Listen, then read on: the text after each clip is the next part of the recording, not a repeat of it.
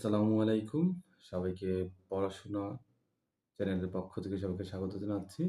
আজকে বীজগণিতের একটি shortcut class নিয়ে তোমাদের মাঝে হাজির হয়েছি। সো এই প্রশ্নটি অনেক জায়গায় ম্যাক্সিমাম জায়গায় এই প্রশ্নটি আসে।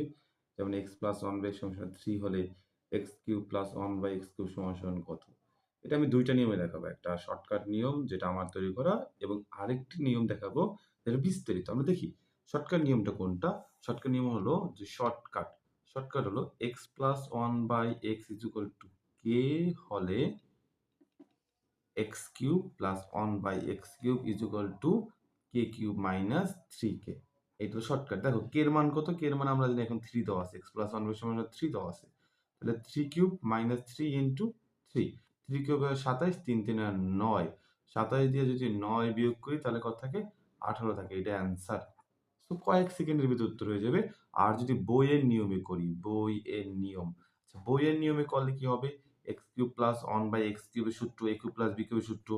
যেমন x + 1/x whole³ - 3ab কি? a + b। এখন a + b এর মান 3 দেওয়া আছে, 3 বসাও। 3³ - 3 × ax, ax কাটাকাটি করা যায়। 3 এটার মান কত পাই? 3। 3³ কত হয়? 27 - 3 × ৩ = ৯। সো 27 দিয়ে ৯ গেলে কত থাকে? 18 থাকে। এইটাই অ্যান্সার। সো তোমাদের ইচ্ছা তোমরা কোনটা করবা। ধন্যবাদ সবাইকে। আরো নতুন, নতুন নিয়ম যদি ম্যাথের দেখতে চাও তাহলে পড়াশোনা চ্যানেলটি সাবস্ক্রাইব করো এবং পাশে থাকো। ধন্যবাদ।